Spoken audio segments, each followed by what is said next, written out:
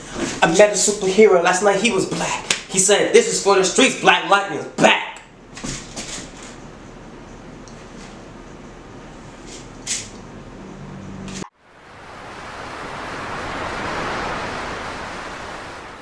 Hi guys, welcome back to my channel. Today I'll be starting a new segment called That Queer Geek. Pretty much is me talking about all the different superhero and comic book life and all that good stuff in that whole world. I'm really excited for my first video to be on the CWDC show Black Lightning. Y'all, I don't even know where to begin. Well, first, I know that there's mad product in my hair. I did not feel like drying my hair before this video, hence why you see all this white stuff in my hair. And it's not what you think it is. Y'all nasty. Anyway, so pretty much Black Lightning is a show that premiered on the CW that centers around the life of Black Lightning, who is a superhero from the fictional town or fictional city of Freeland. And Black Lightning pretty much just has the power of electricity and harnessing electricity as well as producing electricity through lightning and all different types of things.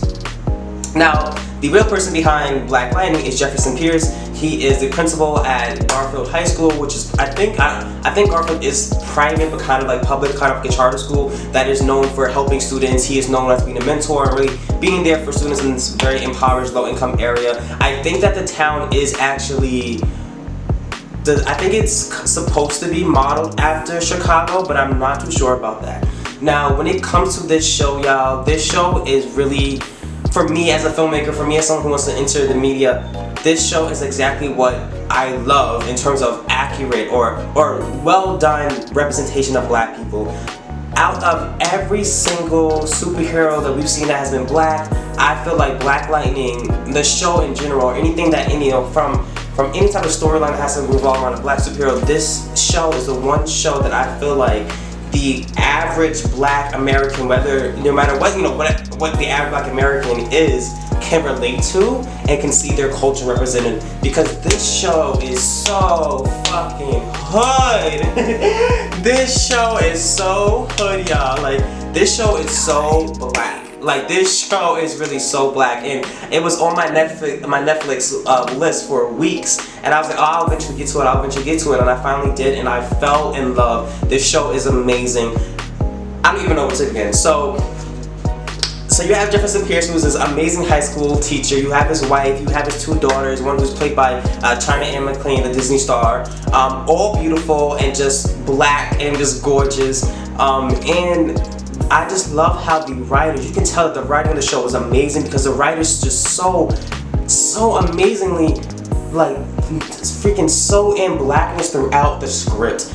And that is where I really love Black Lightning, because you have all these different, and I don't want to compare the two because it's like comparing apples to oranges, but like when you had like Black Panther, now Black Panther was more of an indigenous African point of view than like a black American view, like Black Lightning. However, one thing that I think is different is that the way they talked about, like the way Killmonger talks about like race issues in Black Panther, and not just because Michael B. Jordan played Killmonger, but it felt a little corny and cheesy to me. Like, oh, like I feel like if you take away like for instance, like when Shuri is like, oh, another white boy for us to fix up, or all this stuff, I feel like it's very like forced. Like, it wasn't, I think it could have been written better or been a little bit smoother in its execution. Whereas with Black Lightning, I feel like the way they weave blackness into the thread of the show, like it's really into the storyline. The first episode, Black Lightning gets pulled over for no reason by cops, and it gets and I guess you could call it an act of police brutality, in which they think that they just pull him over just because he is black, because some woman's I believe her liquor store had gotten robbed, and that triggers his powers. And that was when I was like, oh no, this is some other stuff. Like, I need to watch this show. Mind you, there is going to be hella spoilers in this video, so don't watch this video if you don't want to get any spoilers. One, Jill Scott is in this, and I had no idea Jill Scott was in it. She plays Lady Eve, who was like a crime boss, but is under the guise of a funeral home owner. Her character and her execution of that role was amazing. Lady Eve had me shook. Her wardrobe was beautiful. She was just great. Unfortunately, my girl Jill Scott died in, like, I think episode 6 or like episode 8 or something. and my heart was broken because she just played that role so well, and I really wish they would bring her back as like another character. Like let's say she had like a twin sister, like or whatever on the side that she could play again, because she was just amazing in that show. I love her, loved her in that show. The way that, you know, Tobias being being a black person with albinism, and his views on blackness, and how I really like how they showcase how Tobias had a lot of negative views on black people, because I think oftentimes in media we like to portray this image of like every black person is this crazy pro-black, this and the third. And it's like, no, like there are black people that have very anti-black sentiments within themselves. The show, in terms of the way that they showcase black beauty, every single black person on the show is shown at some point as beautiful, and not just as beautiful but as human. And that's what I love, especially about the daughters. Anissa is a lesbian. Like, she's a lesbian, y'all, and not just like, oh yeah, she's low-key a lesbian. Like, no, like I believe in the first episode, she not necessarily like a sex scene, but she's in bed with her girlfriend and all this other stuff, and it's like throughout the entire season, it's the fact that Anissa is a lesbian. It's not hidden, but it's normalized in the sense where it's like, okay, yeah, Anissa's a lesbian. And I love, like, she's a black, first you give me a black superhero, and then you give me a black female lesbian hero. Like, yes, CW, yes, thank you, DC, thank you so much. Mind you, these girls have different hairstyles in every episode, and it's always laid. Then you have China Anne McClain, who does a great job. They tie in elements of gang violence, of drugs, of poverty. And one thing that I love, this is when I really realized that this show was black as hell, was when they tied in eugenics to the storyline. When we found out that the reason Black Lightning has his powers is due to eugenics and human experimentation on black people. Y'all, what? You want to talk about black? You want to talk about a black show, a black superhero, and I thought that the like having the title song, which is that's not a message. Here's my instead of this first, the Black Lives Matter. Like, I thought that was amazing, and then I saw that, I was like, oh my gosh, and just the way they talk about race and different issues and how they show different viewpoints.